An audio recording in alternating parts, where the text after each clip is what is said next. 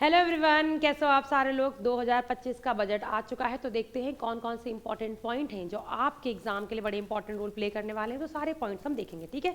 तो इस बार का 2025-26 का बजट आ चुका है। तो इस बार का जो बजट में ना बिहार को बहुत ज़्यादा फोकस किया गया है। जैसे आपने देखा होगा ना मूवी, एनिमल मूवी, जिसमें रणवीर कपूर ने जितनी बार अपने पापा का नाम ना लिया होगा उससे ज़्यादा बार इस बार में बिहार बिहार बिहार को देखा गया है। तो इस बार बिहार के लिए अच्छी अच्छी योजनाएं आई हैं। बिहार में आपका आईआईटी पटना को और हमें बढ़ाना है ना। बहुत सारे केनाल की बात की जा रही है, तो बहुत सारी बिहार की योजनाएं हैं। तो देखते हैं 2025 का जो आपका बजट है ये क्या है। तो आपको यहाँ पे दिख रहा होगा ये कौन है। ये है हमारे देश की फाइनेंस मिनिस्टर, इनका नाम क्या है, कौन है, निर्मला सीतारमन जी। इनका नाम क्या है, निर्मला सीतारमन जी, ठीक है। आपको ये ना एक साड़ी में दिख रही है, ये साड़ी है ना आपको व्हाइट कलर की साड़ी दिख रही है। तो आप बोलेंगे मैम ये सवाल कैसा है, साड़ी की बात ऐसे क्वेश्चन में पूछी जाती है। ये साड़ी इंपॉर्टेंट है इसलिए मैं बता रही हूँ आपको। ये साड़ी जो है ना, इस पे जो आपको ये पेंटिंग दिख रही है, कौन सी पेंटिंग है, ये मधुबनी पेंटिंग है। ये कौन सी पेंटिंग है, ये आपकी मधुबनी पेंटिंग है, ठीक है। तो ये मधुबनी वाली पेंटिंग है, ये मधुबनी पेंटिंग है। और ये मधुबनी पेंटिंग कहाँ की है, ये बिहार की है। देखो दिख नहीं रहा यहाँ पे ना, एक सेकंड मैं बता दूंगी आगे। ये पेंटिंग जो है वो किस कहाँ की है, ये मधुबनी पेंटिंग है। जो पेंटिंग कहाँ की है, बिहार की है। तो इन्होंने बजट में क्यों पहनी, क्योंकि इनसे बोला गया था कि आपको ना ये साड़ी बजट में पहननी है।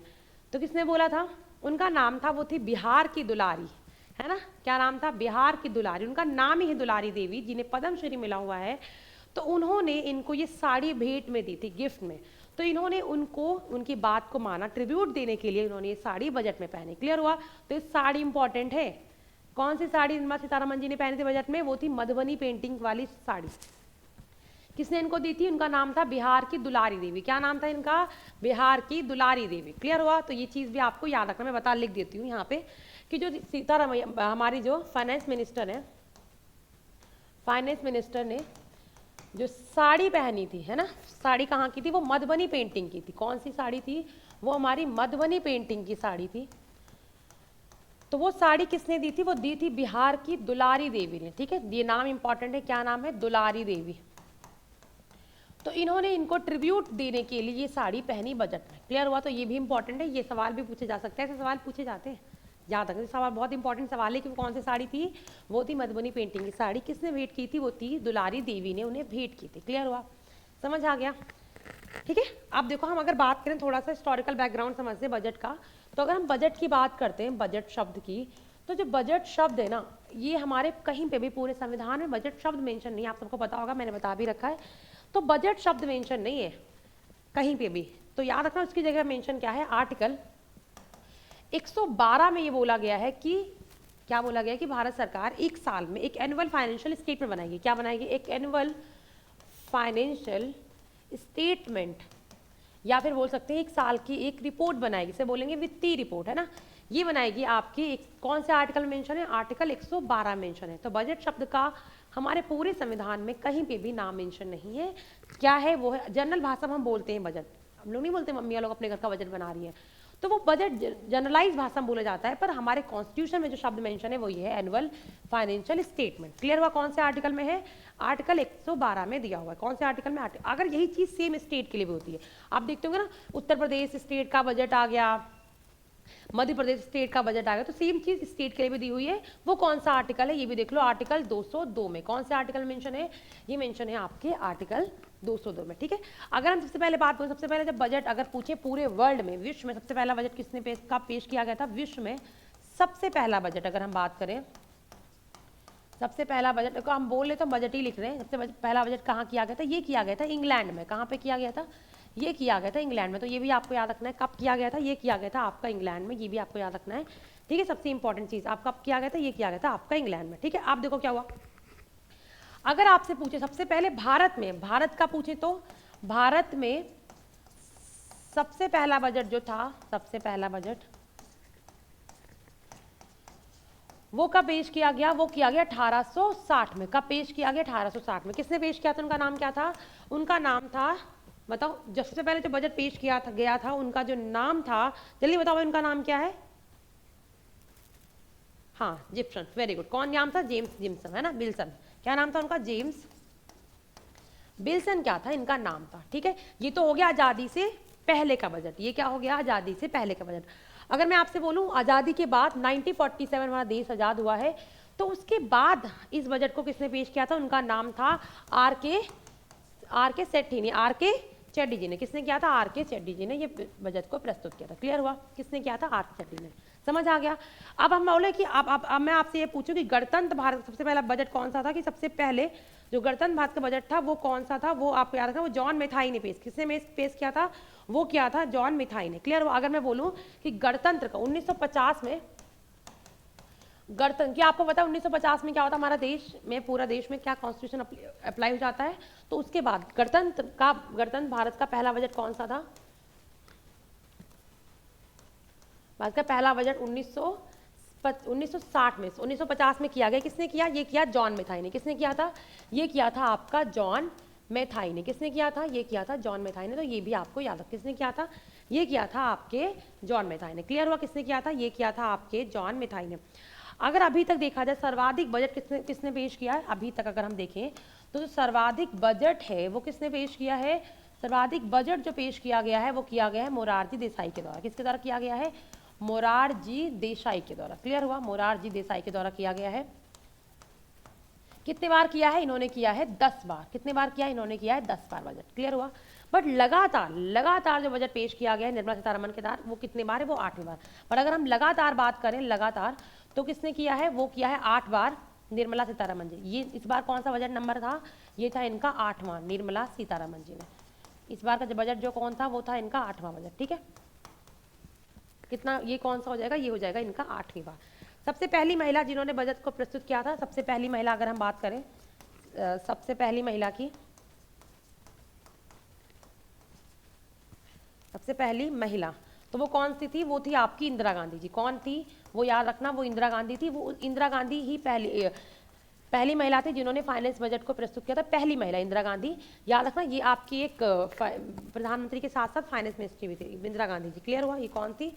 ये थी आपकी इंदिरा गांधी जी। क्लियर हुआ? आप देखो हमने क्या क्या देख लिया। और देखो हमने क्या देखा, बजट कौन से आर्टिकल में? 112 आर्टिकल में मेंशन हुआ है। और अगर हम स्टेट की बात करते हैं तो आर्टिकल 202 में। पहला बजट अगर पेश किया गया कहाँ पे? वो किया गया इंग्लैंड में। अगर भारत में बात करें, पहला बजट पेश किया गया 1860 में, जेम्स विल्सन ने किया। अगर हम देश आज़ाद होने के बाद देखें तो कब किसने किया है? वो आर के चेट्टी ने किया है। गणतंत्र भारत का पहला बोले वो किसने किया? जॉन मेथाई ने किया। सबसे ज़्यादा बजट किसने प्रस्तुत किया है? वो क्या है? मोरारजी देसाई ने 10 बार बजट को प्रस्तुत किया है। और 8 बार लगातार निर्मला सीतारमण जी ने बजट को प्रस्तुत किया। इस बार का जो बजट है वो कौन सा है? वो 8वें नंबर का है। और पहली महिला कौन है? वो है इंदिरा गांधी जी, जिन्होंने बजट को प्रस्तुत किया। कौन महिला है? वो है आपकी इंदिरा गांधी जी। ये भी आपको बहुत अच्छे से याद रखना है। इस बार अगर हम बात करें बजट की, अगर सबसे लंबा बजट अगर बात करें, सबसे लंबा बजट कितने मिनट? सबसे लंबा बजट जो था वो कब आया? वो आया 2020 में। कब आया? वो आता है 2020 में। कितने मिनट का था? ये 2020 में आया है, ये आपको याद रखना है। ये 2 घंटे 42 मिनट का। कितने घंटे का था? ये 2 घंटे 42 मिनट का। तो ये आपको याद रखना है। ठीक है, 2020 का सबसे लंबा बजट था जो 2 घंटे 42 मिनट का था। इस बार का जो बजट आया है आपको याद रखना है, जो इस बार का बजट है 2025 और 26 का जो बजट है ये कितने घंटे? 77 मिनट का बजट आया। कितने मिनट का है ये?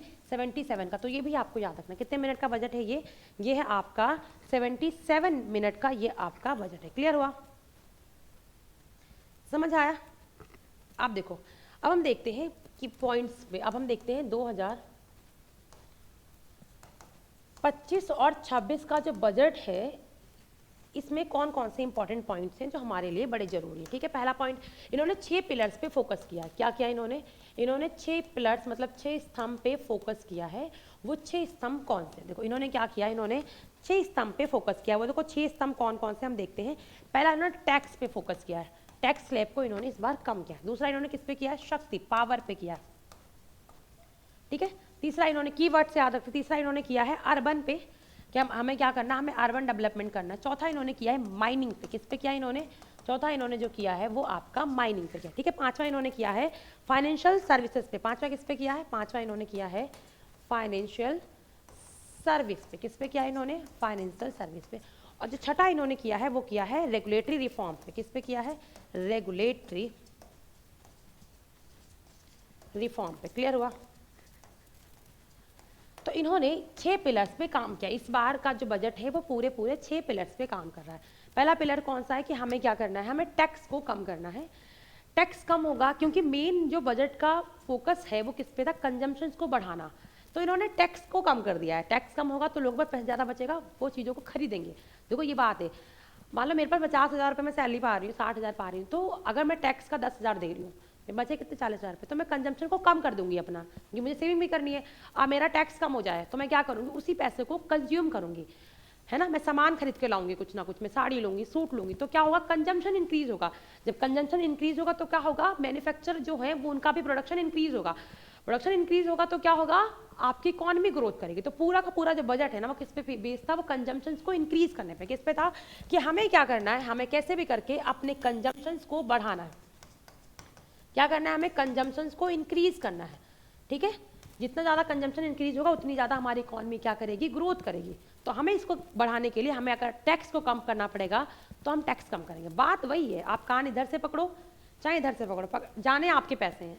टैक्स कम होगा तो आप चीज़ ज़्यादा खरीदोगे, बट उससे क्या होगा, उससे बाकी लोगों को भी बहुत फायदा होगा। उससे क्या होगा, बाकी जो मैन्युफैक्चरर लोग हैं, रॉ मटेरियल के लोग हैं, उनको भी फायदा होने वाला है। इसलिए इन्होंने टैक्स को कम किया, ठीक है, टैक्स स्लैब को। दूसरा इन्होंने पावर्स की बात करी कि अगर हम सोलर पावर को बढ़ाएं, हमें सोलर पावर्स को बढ़ाना है ना, रिन्यूएबल एनर्जी को बढ़ाना, पावर्स को। साथ में इन्होंने कहा है कि हमें अर्बन डेवलपमेंट बनाना, हमें क्या करना है, हमें अर्बन को डेवलप करना है ना, जो आपकी शहरी सिटी उसको हम क्या करेंगे, डेवलप करेंगे, ठीक है।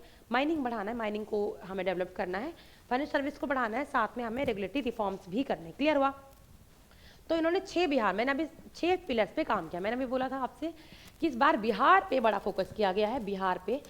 तो बिहार पे फोकस किया गया, तो देखते हैं बिहार के लिए इंपॉर्टेंट कौन कौन सी योजनाएं निकाली गई हैं। तो ये आपको याद रखना है, मिथिला मखाना बोर्ड बनेगा। जिस तरीके से कॉफी बोर्ड है, रबड़ बोर्ड है, उसी तरीके से एक मखाना बोर्ड बनने वाला है, याद रखना, मिथिला मखाना बोर्ड, मिथिला मखाना क्या बनने वाला है, मिथिला मखाना बोर्ड बनने वाला है, मिथिला मखाना, मिथिला मखाना बोर्ड बनेगा, याद रखना। ये कहाँ बनने वाला है, ये बनेगा वो बिहार में, ठीक है। तो जिस तरीके से रबड़ बोर्ड है, जिस तरीके से कॉफी बोर्ड है, उसी तरीके से आपका एक क्या बनने वाला है, मिथिला मखाना बोर्ड बनेगा। क्लियर हुआ, क्या बनने वाला है, मिथिला मखाना बोर्ड बनेगा। एक तो ये हो गया। दूसरा इन्होंने क्या बोला, जो IIT पटना है, IIT जो पटना है, इसको हम थोड़ा सा और एक बढ़ाना चाहते हैं। हम क्या करेंगे, इसका एक्सपेंशन करेंगे। हम क्या करेंगे, हम इसे थोड़ा सा और बढ़ाएंगे, क्योंकि अभी आपको पता है सबसे, अगर हम IITs में बात करें तो सबसे कम जो है वो बिहार का जो पटना IIT वो है। तो हमें इसे और बढ़ाना, इसमें हम सीट इंक्रीज करेंगे, बच्चों को हम और ज़्यादा यहाँ पे इन्वॉल्वमेंट करें। दूसरा इन्होंने क्या बोला, वेस्टर्न कोसी रिवर पे का कैनाल बनाएंगे। क्या कराएंगे, वेस्टर्न कोसी रिवर पे हम क्या बनाएंगे, कोसी रिवर पे हम एक कैनाल बनाने वाले हैं। क्या बनाने वाले, कैनाल बनाने वाले। मतलब कोसी रिवर कहाँ की है, कोसी रिवर जो है वो आपके बिहार की है। आपको पता है कोसी रिवर क्या है, वो आपकी बिहार, जिसे हम लोग क्या बोलते हैं, बिहार का कोस, क्या बोलते हैं, बिहार का सारो बोलते हैं। तो कोसी रिवर कहाँ की है, बिहार की। तो इन्होंने बोला जो वेस्टर्न कोसी रिवर है उस पर हम एक बांध बनाएंगे। क्या बनाने वाले, उस पर हम एक कैनाल बनाने वाले, जिससे क्या होगा, जिससे हमारा जो पानी की प्रॉब्लम्स है ना वो कम होगी, है ना। हम क्या करेंगे, पानी की प्रॉब्लम्स को हम कम करेंगे। साथ में यहाँ पे इन्होंने इंफ्रा की भी बात बोली। इन्होंने क्या बोला है कि हम बिहार के इंफ्रा को बहुत अच्छा करेंगे। क्या बोलेंगे, हम बिहार के इंफ्रास्ट्रक्चर को भी अच्छा करेंगे। हम क्या करेंगे, बिहार के इंफ्रास्ट्रक्चर को भी हम क्या करने वाले हैं, मतलब जो आपका जो आपकी मूल संरचना है हम उससे भी क्या करेंगे, उसे भी हम अच्छा करेंगे। मतलब बिहार की इंफ्रा को भी सही करेंगे, रोड्स अच्छी बनाएंगे, एयरपोर्ट्स बनाएंगे। तो सारी बातें यहाँ पे बोली गई हैं किसके लिए, कि हम बिहार के इंफ्रा को क्या करने वाले हैं, इंफ्रास्ट्रक्चर को हम अच्छा करने वाले। हम क्या करने वाले, बिहार के इंफ्रास्ट्रक्चर को भी हमें अच्छा करना है। तो इंपॉर्टेंट हमारे लिए क्या है कि मिथिला बोर्ड बनने वाला है बिहार में। अभी कहाँ बनेगा वो पता नहीं, बट बनेगा बिहार में, पास हो गया। IIT पटना को हम और ज़्यादा एक्सपेंड करने वाले हैं और वेस्टर्न कोसी रिवर कैनाल बनाने वाले हैं, ठीक है। क्लियर हो गया, क्या बनाने वाले, हम कैनाल बनाने। और देखते कौन कौन से हमारे इंपॉर्टेंट पॉइंट है तो हमें पढ़ना है। इन्होंने बोला एक चीज़ और, किसानों के लिए एक चीज़ बोली गई कि हम क्या करने वाले हैं, हम फार्मर्स किसान क्रेडिट कार्ड को लोन देंगे। हम क्या करेंगे, आपको पता है किसान क्रेडिट कार्ड होता है, किसान क्रेडिट कार्ड है। इस किसान क्रेडिट कार्ड पे हम क्या करेंगे, ये फार्मर्स के लिए, लोगों की, देखो फार्मर्स को हम क्या देंगे, लोन देंगे। फार्मर्स को लोन देंगे तो वो क्या करेंगे, अच्छे से अपनी खेती को और करेंगे। तो इन्होंने क्या किया, हम फार्मर्स को लोन देंगे। जो लोन अमाउंट है वो 3 लाख से 5 लाख। तो इन्होंने क्या किया, जो आपका अमाउंट है वो 3 लाख से 5 लाख तक के लोन आप ले सकते हो। किसके, किसान क्रेडिट कार्ड के थ्रू जो किसान है वो आपका लोन ले सकते हैं 3 लाख से 5 लाख के बीच में। क्लियर हुआ। आप देखो एक चीज़, टैक्सेशन की बात करें, अभी आपको पता है अभी जो आपका स्लैब है वो नहीं आया। आपको पता है अगले वीक, इसी वीक आपका आने वाला है फाइनेंशियल बिल है ना, एक बिल आएगा, फाइनेंशियल बिल आएगा, उसमें बताएंगे कि कितना टैक्स स्लैब होगा। बट इन्होंने क्या बोला, इन्होंने टैक्स स्लैब को कम कर दिया। इन्होंने बोला जो हाईएस्ट टैक्स स्लैब होगा वो कितना होगा, वो 30% होगा। जो आपका हाईएस्ट टैक्स स्लैब होगा वो कितना होगा, वो आपका 30% होगा। बाकी इन्होंने बोला है, पहले आपको पता है पहले क्या था पिछले बार के बजट में, कि अगर आपकी इनकम 7 लाख है, कि अगर आपकी इनकम 7 लाख थी तो आपको टैक्स पे करना था, तो आपको टैक्स पे करना होता था, है ना। बट अब इन्होंने इसको हटा दिया। अब इन्होंने बोला कि अगर आपकी इनकम 12 लाख है, क्या है, अगर आपकी इनकम 12 लाख है तो भी आपको टैक्स, तो नो टैक्स, कोई भी टैक्स आपको पे करना नहीं पड़ेगा। तो अभी क्या क्या स्लैब है वो उनको पता नहीं चला है, पता चलेगा जब आपका बिल आ जाएगा उसमें। अभी इन्होंने इतना बता दिया है कि 12 लाख रुपए तक की अगर आपकी कोई है सैलरी, 11 लाख रुपए कमा रहे हो साल का, तो आपको कोई भी इनकम टैक्स नहीं देना पड़ेगा। कोई भी क्या नहीं देना पड़ेगा, कोई भी आपको इनकम टैक्स पे नहीं करना पड़ेगा, ठीक है। कोई भी आपको इनकम टैक्स पे नहीं करना होगा, ये बात आपको याद रखनी है। पहले 7 लाख पे इनकम टैक्स पे करना होता था, बट अब इन्होंने मना कर दिया है 12 लाख तक भी कोई भी आपको इनकम टैक्स पे नहीं करना है। बात वही होगी ना, मैंने बोला ना कि आपकी अगर वो टैक्स नहीं लेंगे तो आप क्या करोगे, कंजम्पशन को बढ़ाओगे। और इस बजट का मेन फोकस ही यही है कि हमें कैसे भी करके कंजम्पशन को इंक्रीज करना है, खपत को बढ़ाना है। खपत बढ़ेगी तो ही जाके हमारी इकोनॉमी क्या करेगी, ग्रोथ करेगी। तो इन्होंने पूरा फोकस किया है कि हमें अपने कंजम्पशन को बढ़ाना, हमें क्या करना है, हमें अपने खपत को बढ़ाना है, ठीक है। अब देखो यहाँ एक चीज इन्होंने बोला है, पहले इन्होंने बोला है कि 4 साल तक आप ITR फाइल भर सकते हो एडवांस में। तो इन्होंने ITR की बोला है कि क्या बोल सकते हो, जो आपकी RTI फाइल होती है ये भी आप 4 साल तक कभी भर सकते हो, 4 वर्ष तक। तो ये पॉइंट भी आपको याद रखना है, 4 वर्ष तक आप ITI फाइल भी भर सकते हो। दूसरा पॉइंट इन्होंने क्या बोला है, इन्होंने बोला है उड़ान योजना की बात इन्होंने बोली गई। इन्होंने क्या बोला, उड़ान योजना की भी बात बोली गई। क्या बोली गई, उड़ान योजना के बारे में बोला गया कि 120 सिटीज को ये कनेक्ट करेंगे। उड़ान योजना क्या है, उड़ान योजना के बारे में बोला गया है। तुम्हारे लिए इंपॉर्टेंट क्या हो जाती है, उड़ान योजना। तो हमें उड़ान योजना को एक बार अच्छे से देखना है। उड़ान योजना बजट में बोली गई है। यहाँ इन्होंने बोला है कि ये क्या करती है, कनेक्टिविटी बढ़ाती ना। तो इन्होंने बोला है कि हम 120 सिटीज़ की कनेक्टिविटी बढ़ाएंगे। क्योंकि उन्होंने क्या बोला है, हम 120 सिटीज़ की क्या करेंगे, रीजनेबल कनेक्टिविटी को बढ़ाएंगे। रीजनेबल कनेक्टिविटी को क्या करेंगे, इंक्रीज करेंगे। कनेक्टिविटी को क्या करने वाले हैं, हम इंक्रीज करने वाले हैं। ये बात भी इन्होंने यहाँ बोले। अब दूसरा इन्होंने क्या बोला, सबसे इंपॉर्टेंट चीज़ है कैंसर को लेकर इन्होंने क्या बोला, इन्होंने बोला है कि कैंसर केयर सेंटर बनाएंगे। क्या बनाएंगे, कैंसर डे केयर सेंटर बनाएंगे। कैंसर डे केयर सेंटर बनाया जाएगा और ये हर सिटी में होगा। ये कहाँ होगा, इन्होंने बोला कि हर डिस्ट्रिक्ट में बनाएंगे। ये क्या करेंगे, हर डिस्ट्रिक्ट में ये सेंटर बनाया जाएगा। कम से कम 200 सेंटर बनेंगे। कम से कम कितने बनने वाले, कम से कम 200 सेंटर बनाए जाएंगे। क्लियर हुआ, कम से कम 200 सेंटर होंगे। तो कैंसर डे केयर सेंटर बनेगा, हर डिस्ट्रिक्ट में बनाया जाएगा। कैंसर के लोग जो होते हैं, जिनको कैंसर की प्रॉब्लम होती है, उनके लिए आप हर तरीके का कैंसर डे केयर सेंटर बनाया जाएगा, हर डिस्ट्रिक्ट में होगा। बट अभी इन्होंने बोला है कि 200 डिस्ट्रिक्ट में हम कम से कम ये शुरू करेंगे। दूसरा इन्होंने क्या बोला है, इन्होंने बोला है 20,000 करोड़ के हम न्यूक्लियर पावर बनाएंगे। हमने क्या बोला है, 20,000 करोड़ का हम क्या करने वाले हैं, न्यूक्लियर पावर की बात। हम क्या करें, 1000 करोड़ में हम क्या बनाने वाले हैं, यहाँ पे हम न्यूक्लियर पावर। तभी आपने क्या बोला था, मैंने बोला था इनका पिलर है पावर। तो हम क्या करेंगे, पावर्स पे काम करेंगे। इन्होंने बोला है न्यूक्लियर पावर प्रोजेक्ट लगाने वाले हैं, जो क्या करेंगे, बढ़ावा देने के लिए। हम क्या करेंगे, न्यूक्लियर पावर को बढ़ावा देने के लिए इन्होंने क्या किया, 20,000 करोड़ रुपए की बात करी कि हम क्या करेंगे, 20,000 करोड़ रुपए यहाँ पे देंगे, ठीक है। और देखो इन्होंने क्या बोला, TDS की लिमिट को बढ़ा दिया है। पहले क्या था, पहले आपको समझ TDS क्या होता है। पहले TDS था कि अगर आपके अकाउंट में 50,000 रुपये भी आ रहे कहीं से, तो आप उस पर 10% का TDS देते। पहले ये था कि अगर 50,000 रुपये आ रहे हैं आपके अकाउंट में 50 के, तो आपको 10% का TDS कटता था। बट अब इन्होंने इस लिमिट को इंक्रीज कर दिया। अब इन्होंने क्या करा, इस लिमिट को इंक्रीज कर दिया है और बोला है कि अगर आपके पास 1 लाख रुपए है, 1 लाख रुपए पे भी आपका TDS, अब आपकी लिमिट को इन्होंने इंक्रीज कर दिया कि 1 लाख होगा तो ही जाके आपका TDS कटेगा। मतलब क्या है, पहले 50,000 जो लिमिट थी उसको इन्होंने 1 लाख कर दिया। मतलब TDS जो आप होगा वो आपका 50 लाख थी, आपकी 50,000 थी, आप कितनी कर दी, 1 लाख होगा तो ही जाके आपका बढ़ेगा, ठीक है। तो मतलब TDS हमने देख लिया। और एक चीज़ और देख लो, वो क्या है, MSME के लिए देख लेते हैं हम। MSME के लिए तो इन्होंने बोला MSME सेक्टर में भी हम लोन प्रोवाइड कराएंगे। याद रखना, MSME सेक्टर में हम क्या करेंगे, लोन प्रोवाइड कराएंगे, लोन देंगे। किसको लोन मिलेगा, ये SC ST और महिलाओं के लिए स्पेशल प्रोविजंस दिए गए हैं कि ये आपका लोन ले सकती हैं। 5 लाख से लोन आप ले सकती हो, 5 लाख से लगा के आप 10 लाख तक का लोन ले सकती हो। बाकी उन्होंने एक चीज़ और बोली है कि 36 मेडिसिन की बात बोली गई है। 36 मेडिसिन जिसमें जो आपकी बहुत इंपॉर्टेंट मेडिसिन होती है आपकी हेल्थ के लिए, उन मेडिसिन को इन्होंने टैक्स फ्री कर दिया। उन्होंने क्या किया, उस मेडिसिन को इन्होंने टैक्स फ्री कर दिया है, इन पे कोई भी टैक्स नहीं होगा। जैसे जो बहुत इंपॉर्टेंट मेडिसिन होती है हमारे लिए, उन पे इन्होंने क्या कर दिया है, टैक्स फ्री कर दिया है। क्लियर हुआ?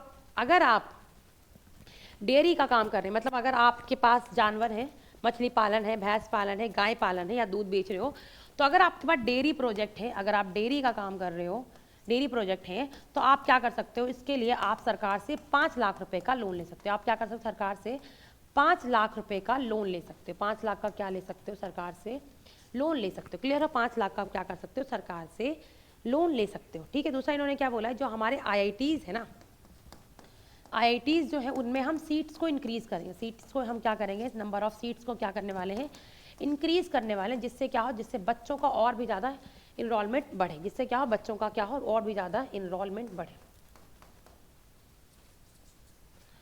मेंट क्या हो, ये आपका इंक्रीज हो, इनरोलमेंट क्या हो, ये आपका इंक्रीज। बाकी इन्होंने बोला है कि हम क्या करेंगे, स्किल्स डेवलपमेंट, स्किल हम क्या करेंगे, स्किल इंप्रूवमेंट के लिए सेंटर ओपन करेंगे। स्किल इम्प्रूवमेंट के लिए क्या करने वाले हैं, हम सेंटर को ओपन करने वाले हैं। मतलब क्या होगा, मतलब ये कि आपके स्किल्स के लिए हम एक सेंटर ओपन करेंगे जहाँ पे हम आपकी स्किल्स को डेवलप करेंगे। जैसे आपको पता होगा प्रधानमंत्री कौशल विकास योजना, सेम ऐसे था ना कुछ, बट उसके बाद आपको नौकरी मिलती है नहीं मिलती ये तो बात की बात है, बट उन्होंने बोला है कि वो आपको सेंटर को करेंगे। देखो बजट आए चाहे इकोनॉमिक सर्वे, बड़ी बड़ी बातें की जाती हैं, आपको पता है, अच्छी अच्छी बातें की जाती हैं। तो इसे बोला था इकोनॉमिक सर्वे में कि 80 लाख लोगों को हम क्या देंगे, रोजगार देंगे हर साल, ये बोला गया था आपका इकोनॉमिक सर्वे में। ठीक है। तो एक बार दोबारा से देखो, हमने सारे इंपॉर्टेंट आई थिंक सारे पॉइंट ही देख लिए हैं कि पहला देखो बजट में देखो ये 6 पिलर पे काम किया गया, tax, power, urban, mining, financial service, कि हमें कुछ रिफॉर्म भी करने हैं। देखो बिहार में क्या होगा, मिथिला मखाना बोर्ड बनने वाला है, IIT पटना को बहुत ज़्यादा एक्सपेंड करने वाले हैं, वेस्टर्न कोसी रिवर हम कैनाल बनाने वाले हैं, और हम इंफ्रा के लिए बहुत अच्छा काम करने वाले हैं बिहार के अंदर। किसान क्रेडिट कार्ड लोन में बोला गया है कि आपको 3 से लगा के 5 लाख तक का लोन मिल सकता है। टैक्सेशन में बड़ा चेंज हुआ है इस बार, आपको याद रखना, अगर किसी की इनकम 12 लाख रुपए है तो उनको कोई भी इनकम टैक्स पे नहीं करना पड़ेगा, कोई भी इनकम टैक्स पे नहीं करना पड़ेगा। क्लियर हुआ? कोई भी इनकम टैक्स जो है वो आपको पे नहीं करना पड़ेगा, जो कि पहले था कि पहले अगर आपके 7 लाख रुपए इनकम है तो भी आपको इनकम टैक्स पे करना पड़ेगा। तो वो पूरा का पूरा फोकस किस पे था, कंजम्पशन पे था, ताकि हमारा कंजम्पशन बढ़े, इसलिए उन्होंने टैक्स को कम कर दिया है। टैक्स स्लैब क्या होगा ये बजट में नहीं बताया गया, इस वीक आपका एक आने वाला है फाइनेंशियल बिल, उसमें बताएंगे कि कौन कौन सा आपका टैक्स स्लैब होने वाला। हाईएस्ट जो टैक्स होगा वो कितना होगा, 30% होगा, याद रखना वो आपका 30% होगा। ठीक है। पहले TDS की बात की गई थी, पहले TDS 50,000 पे कट रहा था, आप 1 लाख रुपए की TDS की बात कर दी कि 1,000 होगा तो आपका TDS होगा। ठीक है। MSME सेक्टर के लिए उन्होंने क्या बोला, वो लोन देंगे। SC महिलाओं को 36 मेडिसिन है जिनको टैक्स फ्री कर दिया गया है। डेयरी प्रोजेक्ट को भी 5 लाख रुपए लोन देने की बात बोली है, और IIT की सीट्स को हमें इंक्रीज करना है। साथ में हमें स्किल्स डेवलपमेंट इंप्रूव करने के लिए सेंटर बनाए, जिससे क्या होगा, जिससे लोगों में क्या होगा, उनके लोगों में स्किल्स डेवलपमेंट होगी, और स्किल्स डेवलपमेंट होगी तो उनको क्या मिलेगा, उनको रोजगार मिलेगा। क्या मिलेगा, उनको रोजगार मिलेगा। क्लियर हो गया? तो ये था इंपॉर्टेंट पॉइंट। आई थिंक मैंने सारे पॉइंट्स करा दिए जो आपके एग्जाम के लिए इंपॉर्टेंट है। ठीक है। ये सारा इंपॉर्टेंट पॉइंट थे जो बजट में हमने देखे, सारे इंपॉर्टेंट पॉइंट, और हमने देख लिया इस बार का जो बजट था, ये कौन सा बजट था, ये इनका 8वें नंबर का बजट था। कौन से नंबर का बजट था, ये इनका 8वें नंबर का बजट था। निर्मला सीतारमन जी का ये कौन से नंबर का बजट था,